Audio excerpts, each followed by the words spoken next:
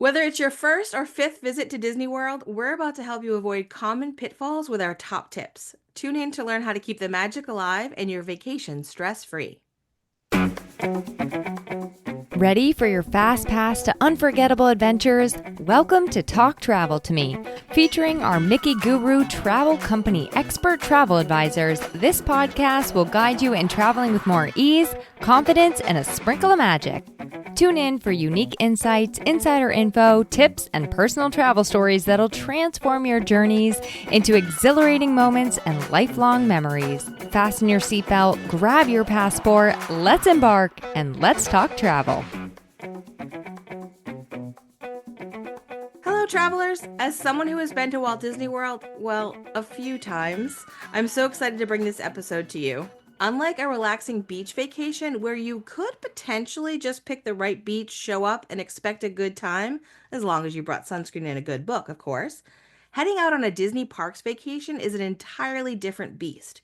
A successful Disney vacation may look different to each of us, but there's one thing that every trip requires: a significant amount of pre planning. This episode will be your guide to sidestepping the common pitfalls that can turn your vacation into a surprising struggle. Join us as we share practical tips to ensure your Disney dreams are as magical as you've always imagined. Let's meet our co host for today's episode. Hello, I'm James Dolan, aka the Mouse Planner, if you follow me on the socials. I am a happily married father of four. I would call them children, but they're now ages 24, 21, 17, and 14. I've been going to Walt Disney World since 1983. I've been a professional Disney vacation planner for 17 years. How many times have I been to Disney destinations? I lost track sometime after 75.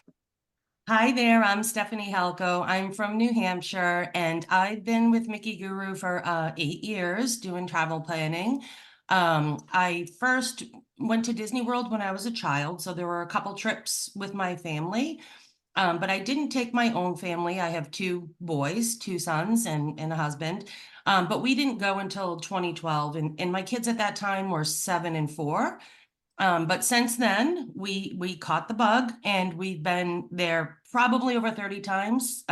Like James, I've lost count, and we're still going strong. And my kids are now 19 and 16, and maybe they would like other destinations, but they play along and humor us because my husband and I are just complete Disney addicts. So.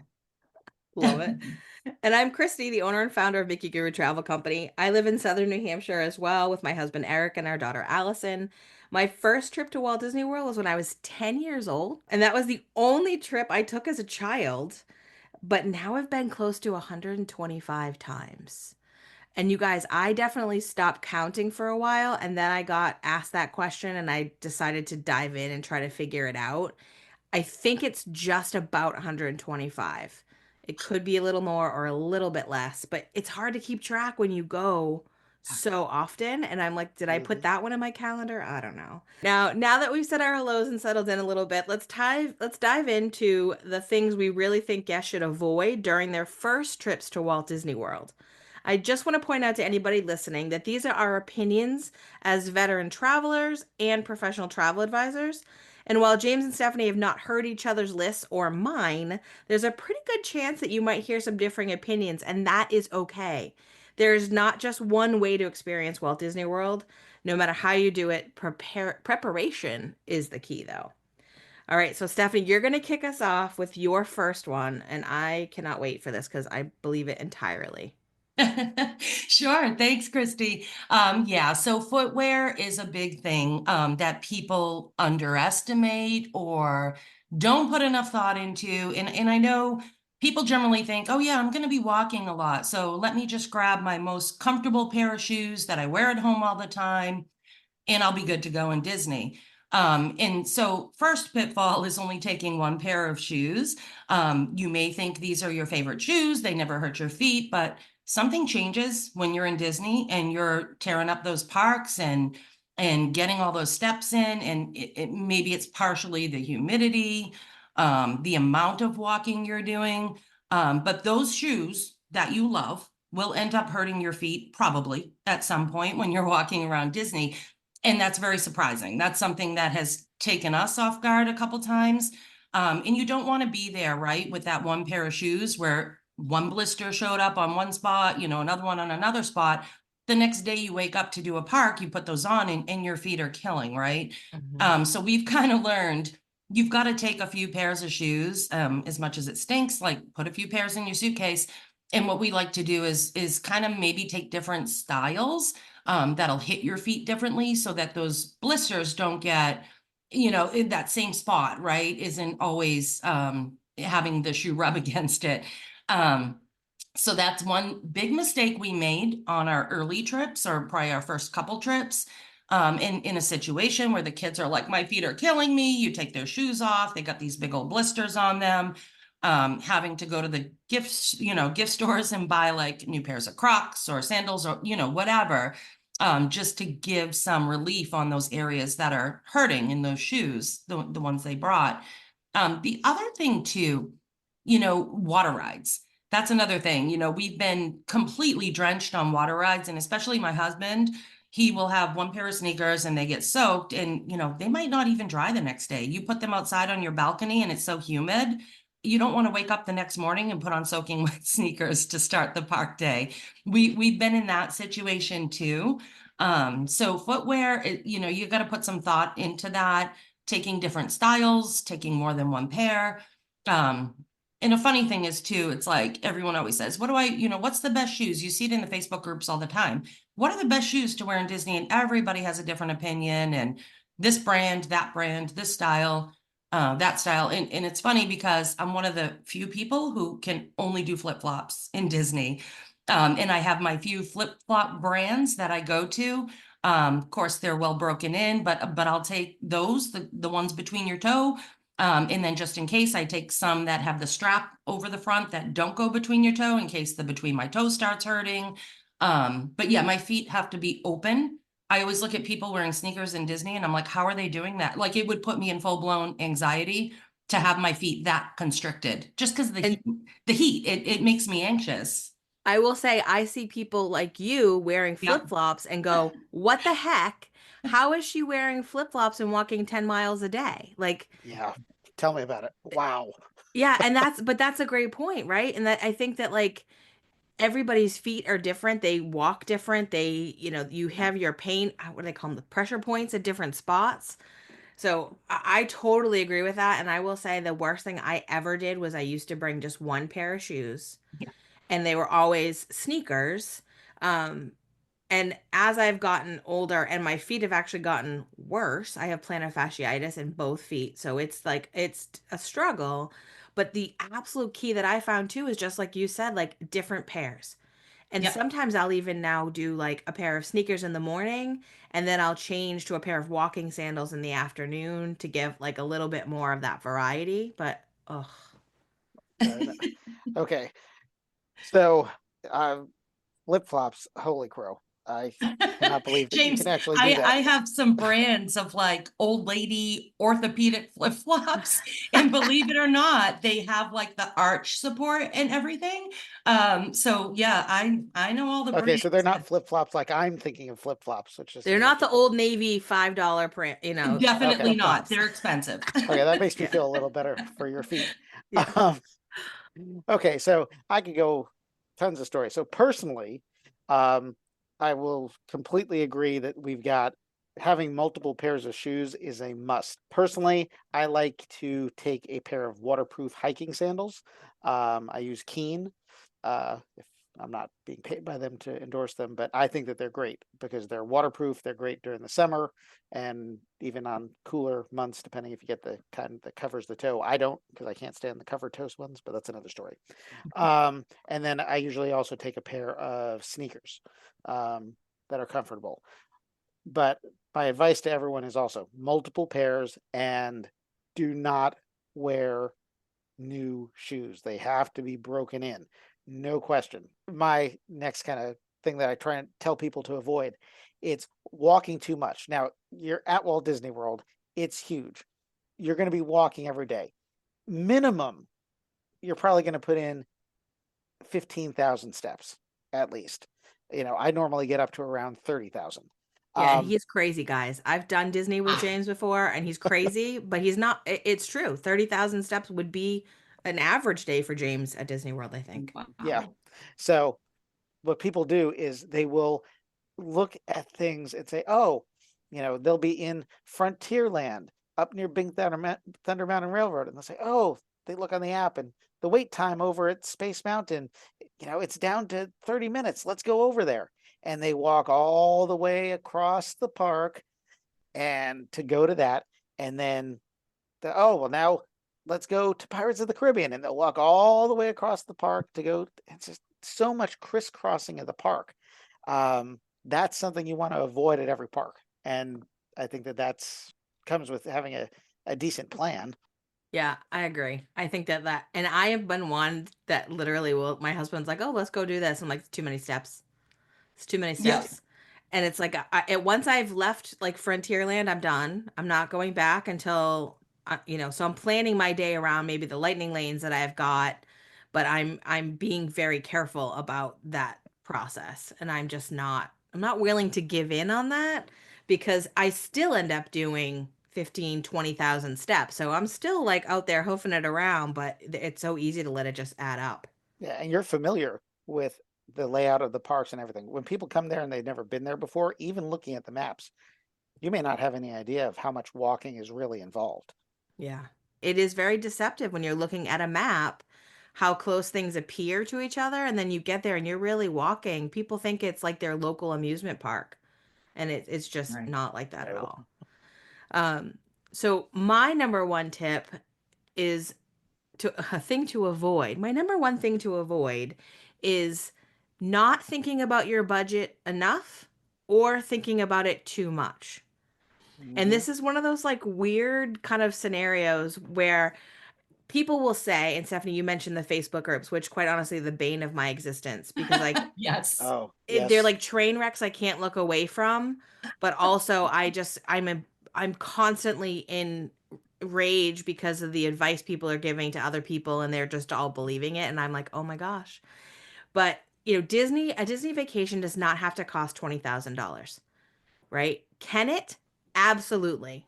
We all have clients that Easily. are yeah, right. You can easily go that route, but it doesn't have to be that much, right? You just have to know what you're getting into and what you're deciding on. My favorite story is I had a client that wanted the Grand Floridian. She came to me already knowing she wanted to stay at the Grand Floridian, which is one of the two most expensive resorts on Walt Disney World property. She came, she knew exactly what she wanted. She wanted a theme park view room, did the whole quote up for her, and she almost passed out. So, and I don't blame her because if you're looking at a 10-night stay in a theme park view room at the Grand Floridian, and this was many years ago too, it was Yeah. very expensive. It's not going to be cheap. No, No. and so she was like, "Ah, I can't do that," and she was devastated. And I said, "Hold on, hold on. We have all kinds of other options, right? Let's look at a 7-night stay, which, to be honest, on your first trip, that's a good length of time. So I'm Mm-hmm. like, a 7-night stay is fine. Let's look at a moderate resort." And I explained, like, I love Port Orleans French Quarter. It's quaint. It has Yes. a lot of feeling, but it is not nearly as expensive as the Grand Floridian. She went for it. She was like, okay, great. Now, a red flag warning. I did not understand at that time. I was still almost a brand new travel agent. I didn't understand that people thought they were going to get Grand Floridian experience at the price of Port Orleans French Quarter. Ah. So she was quite unhappy with a few things. And that's a story for another day. But really talking about, yes, Grand Floridian is an amazing experience, but if you're expecting the experience to be the same at another resort, at another less pricey resort, you're setting yourself up for disappointment. Mm-hmm. Instead of stepping onto that property and being like in love with how quaint and beautiful it is, because it Right. truly is. It's not a letdown if you're knowing what to expect. So Mm-hmm. for me, the budget aspect is figure out how much you're comfortably able to spend, right? I've never been one that advocates for going into debt for your vacations. Like, this isn't a home. This isn't something that a college education that you're investing in. This is a vacation. You need to have a comfortable idea of what you want to spend and then see what you can kind of put into that budget. So if you were to come to me and say, I have a family of five and I want to spend $300, I'm going to nicely explain to you that that's not what's going to happen. And I can share, here's the base that we could look at, a value resort with tickets and a base one park ticket a day, and have that conversation. But when you're trying to, um, when you've got a vision of maybe what they're selling you on a commercial, you have to have that ability to kind of see that that's not exactly what it's going to look like. And I will say, and I know you guys are both on the same page with this piece, you can have a fantastic experience at Walt Disney World staying at a value resort like Pop Century. You can have create the most amazing memories, and I don't think the memories are any better than when if you were going to stay at the Polynesian Village and spend four times as much. It's just about what you're looking for from that experience. Right. There's so many options. Sometimes you have to all the time, you have to get to know the family. What are their likes and dislikes? How do they plan to approach this vacation? Maybe the Grand Floridian would be a huge waste of money if they're just going to be not like staying at the resort for a long time and just enjoying the parks. And you got to kind of veer them toward, what they're how they're going to get the most out of that money they're spending, right? So Port Hmm. Orleans may be perfect for that type of family, but they don't realize it, right? They just say, oh, I want the best of the best, right? Let's talk about hydration in the Oh parks. yeah. Yes. This is so key, and it's so easy also to forget to hydrate enough when you're traversing these parks and running from ride to ride and attraction to attraction and shows. It's very easy to get wrapped up in that magic, and just forget to drink enough. And so especially most of the months in Disney World are going to be hot. You might get a couple in there that are comfortable, and you don't have to worry as much, but generally speaking, you're going to be walking through the heat, the humidity, eating some of that crazy food, which is, I love it. It's delicious, but sometimes it can be heavy. But anyway, the point is people do forget to drink enough water, Gatorade, whatever it is that you use to hydrate. And so that's just really important, because you can easily start getting dizzy and just feeling that dehydration kick in.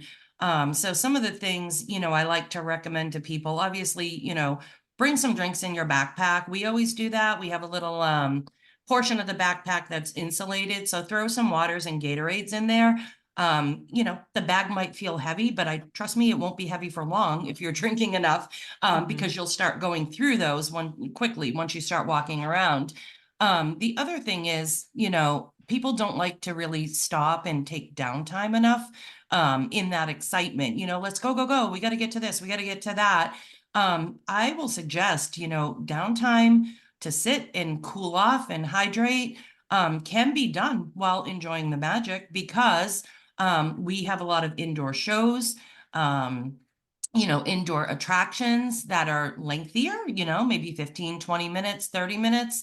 And it's a great way to just sit down, hydrate, cool off, but you're not missing out on any of the, Disney magic and things that they're offering.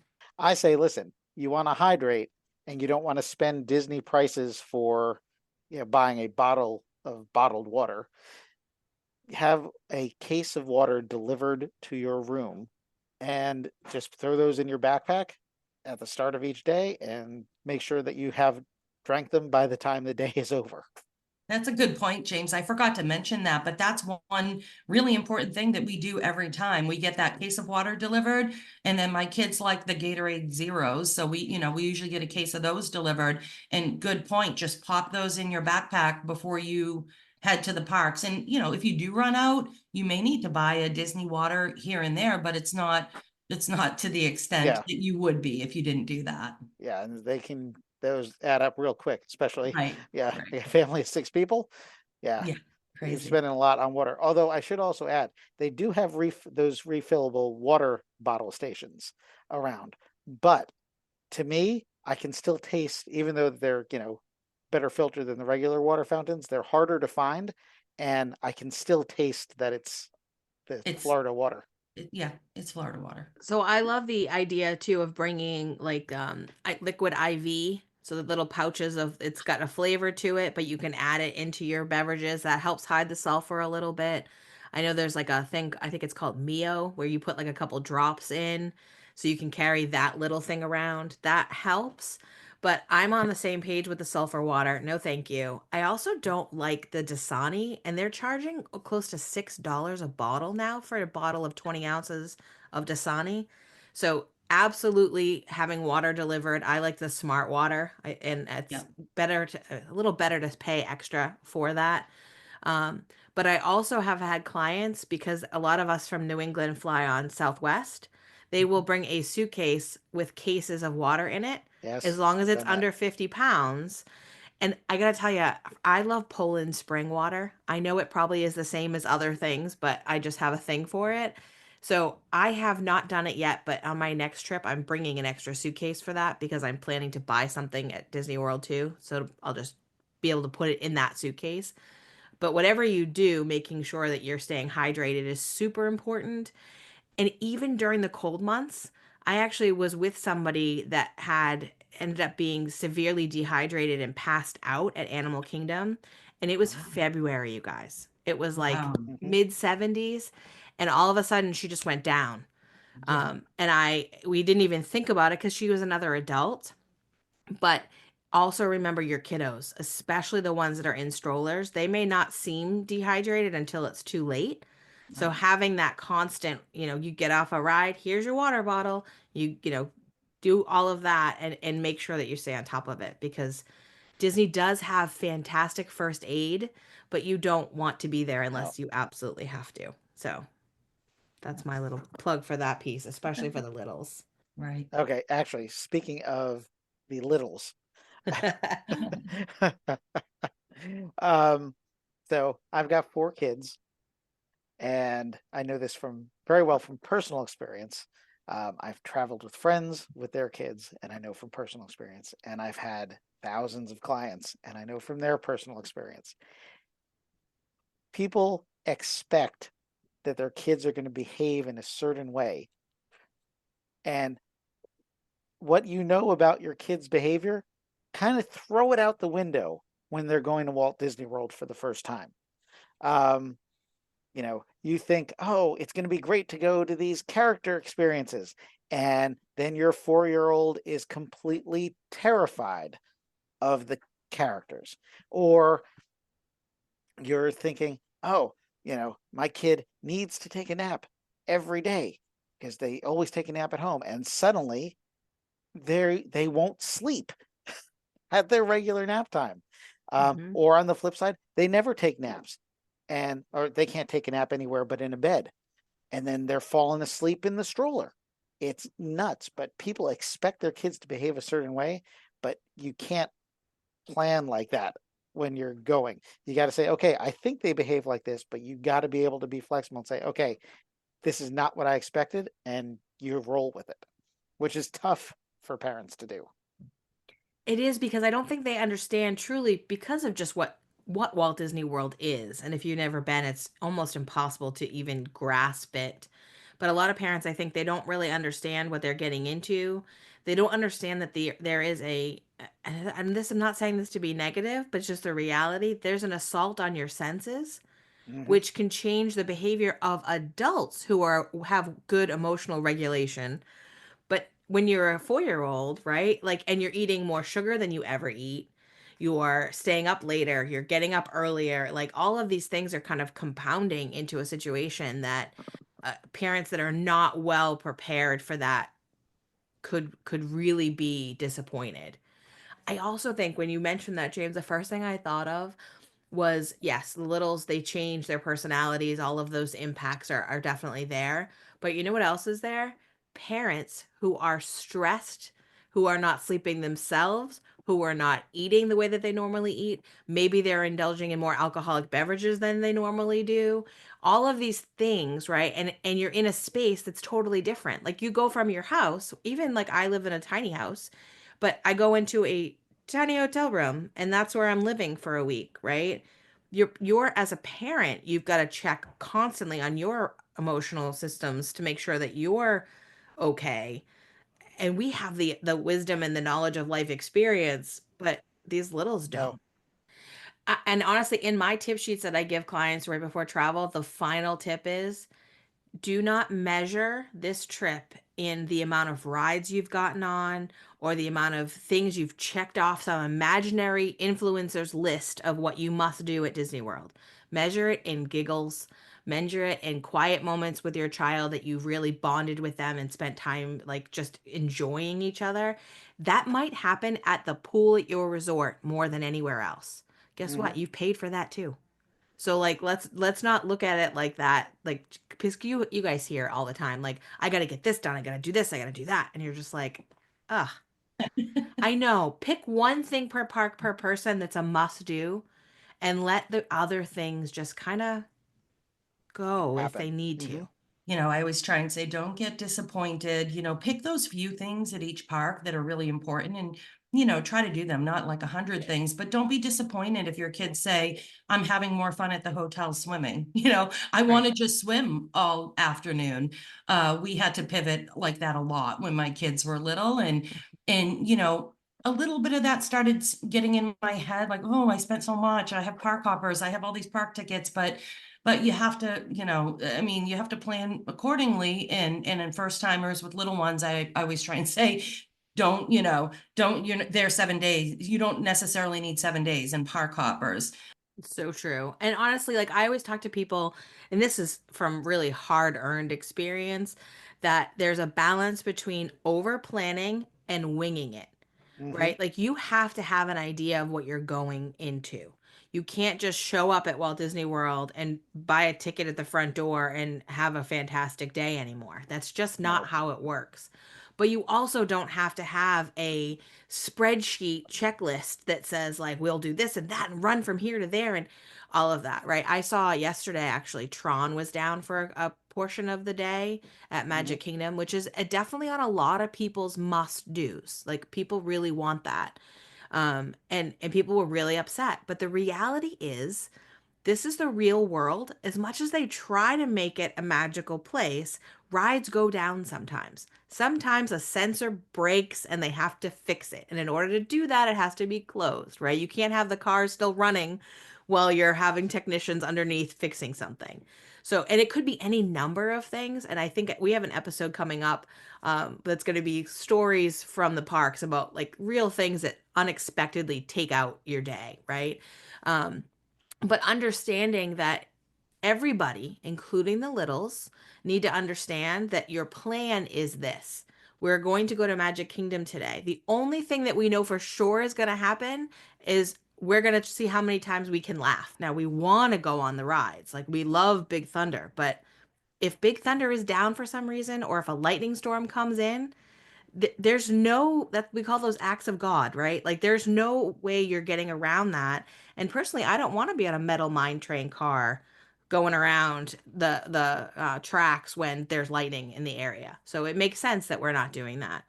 It's true. I mean, there's a certain level of planning, but you should also plan for the plan to go off course, and that's where I think a lot of people get really stressed and hung up on it, like, oh my gosh, but that's solid advice. Be very flexible, put a plan together, but it may go sideways. And when it does, enjoy those moments, right? Enjoy Mhm. those different moments Yep. that you didn't think about. So that leads us to the last tip of things to avoid. And honestly, I saved this one for last because I didn't want it to be a hard hit. But avoid going it alone. You don't have to do it alone. There are people like Stephanie and James and I and all the other gurus. And then truthfully, there's other travel agencies too. We're not going to talk about them. What? Right, exactly. But there's other people that are doing a fine job out there.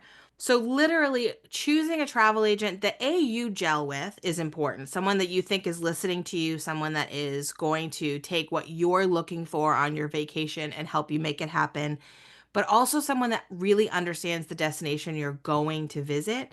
Clearly, James, Stephanie, and I, we know what's going on at Walt Disney World. We can be really helpful for you there. Go to a professional like that so that you can not worry about all these details. Let somebody else give you some of that information.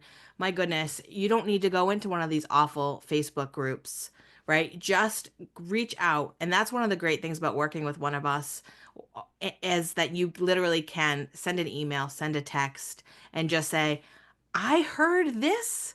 And we'd be like, hey, let's talk about it. Because even though after 125 trips, I have not done everything there is to do, I've done most things. And within our group of travel professionals, we've all done it. Avoid doing it on your own. You don't need to. That's what we're here for. And we love helping you experience this in a way that makes sense for your family. So that's kind of that last tip I just wanted to throw out there. One thing that people really like is when they're traveling. Like I always tell my clients, I'm on call while you're traveling. So text me anything at all that comes up while you're there. And I think people really appreciate that. And there have been many times people were traveling like, oh my gosh, what do I do about this and that? And it saves them the hassle of having to like wait in a line at guest services to get some things answered or resolved. It's like we're right there to walk them through every step when things happen. All right. Well, that Uh, was great, guys. We're going to move on to one of my favorite segments of the podcast, which you all have. This is your first time joining me for an episode, and I keep this kind of on the down low. Gurus Unfiltered is what we're calling it right now. In this segment, we're giving our listeners raw, unscripted opinions straight from the co host. No fluff, no rehearsals, just genuine off the cuff thoughts about hot topics in travel, destinations, industry trends, and everything in between. You can expect honesty, a little humor, and maybe even some friendly disagreements. So, Stephanie and James do not have any idea what I'm about to ask because that's part of the fun. That's why I get to host and like plan these little like ha ha ha moments. But for today, I kind of made this a little bit similar to what we have been talking about. And the question is, what is one thing you did during your early Disney adventures that looking back, you wish you'd done differently?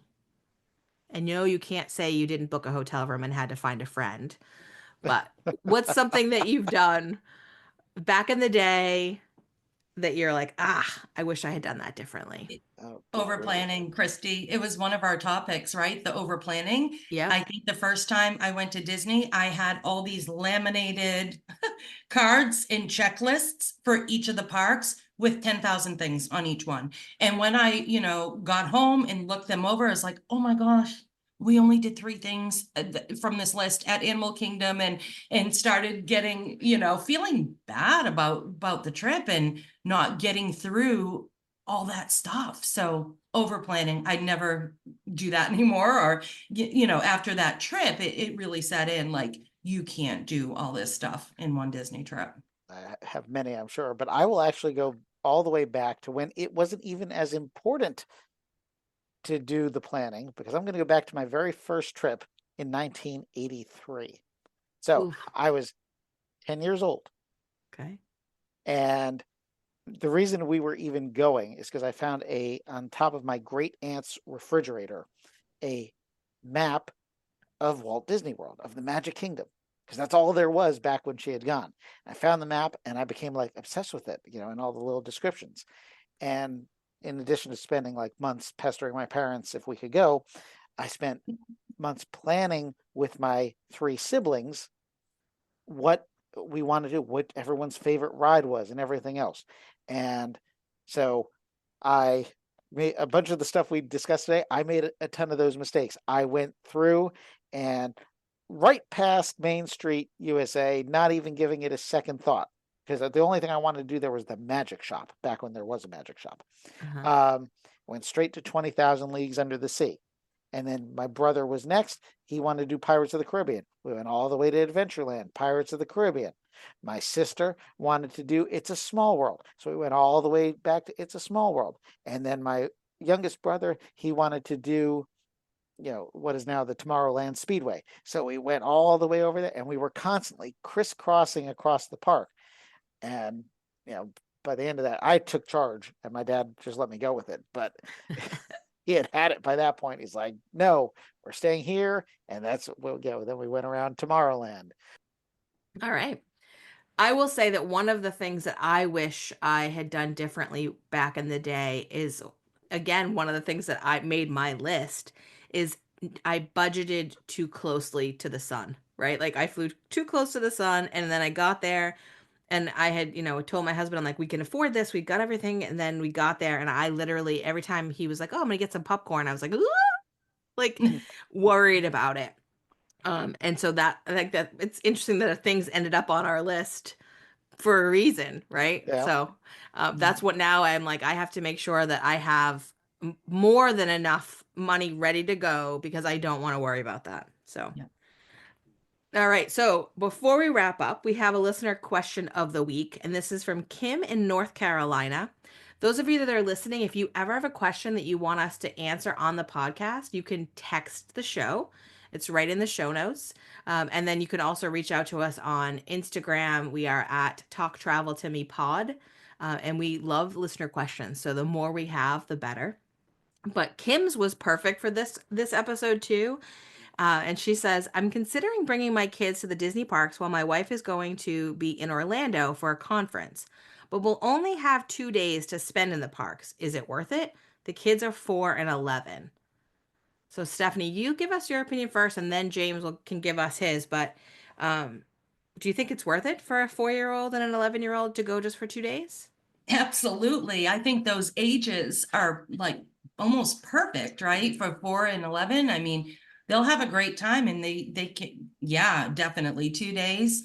I would put Magic Kingdom on the list, and get to know, what are their other interests and things they like, and decide what maybe that second park would be. And maybe it's a second day at Magic Kingdom. Mhm. But yeah, absolutely worth it to go with a 4 and 11-year-old, even alone, right? Yeah. While the wife's at the conference, yeah. Yeah. What Yeah, do you think? I agree completely. It's worth it to go. Um, my only caution would be make sure that you choose the right parks for what you want to do, and it's perfectly okay to spend 2 days at one park. Yeah. Yeah, absolutely. If that's what your kids are into, right? Like, Kim, we don't know if you have a kid that's really into Playhouse Disney or Frozen. It might be great for you to go to Hollywood Studios, Star Wars kids, right? But if not, you don't have to even it breaks my heart sometimes to skip parks, and I usually tell people like go enough so that you can go to at least each of the parks once. But Mhm. in this kind of scenario, you've got 2 days. Make the magic happen based on whatever your interests are, and then, they'll have a great time either way.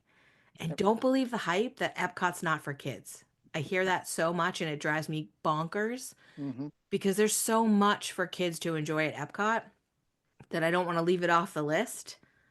But No, it's easy for one of us to tell you for sure. If we knew a little more, Kim, about what your kids were into, we could even help you figure out the parks. I'm going to throw onto the other side of this because once again, not knowing the family, you know, it's also perfectly fine to go down and spend a couple of days at your Disney resort because Yeah, there's tons of stuff to do at the resorts. You don't so have to true. leave the resort to have a good time. So true. Right. All right. Well, there you have it. Our top tips for sidestepping common first timer pitfalls at Walt Disney World. We hope we're feeling a little more prepared to unleash the magic on your adventure. You'll find contact information for Stephanie, James, and me in the show notes, and we'd love to hear from you. Don't forget to follow the show on Instagram at Talk Travel to Me Pod and share your thoughts or tips from your own Disney escapades. Until next time, keep dreaming big and traveling with a sprinkle of pixie dust. See you real soon. Thanks for listening to Talk Travel to Me. We hope this episode cracked open inspiration for the treasures that await you at your next dream destination. If you love the show, please review, subscribe, and share it with a friend. At Mickey Guru Travel Company, we're your trusted guides for theme parks, cruises, resorts, and more. Visit our website at mickey guru.com to learn more and book your vacation today.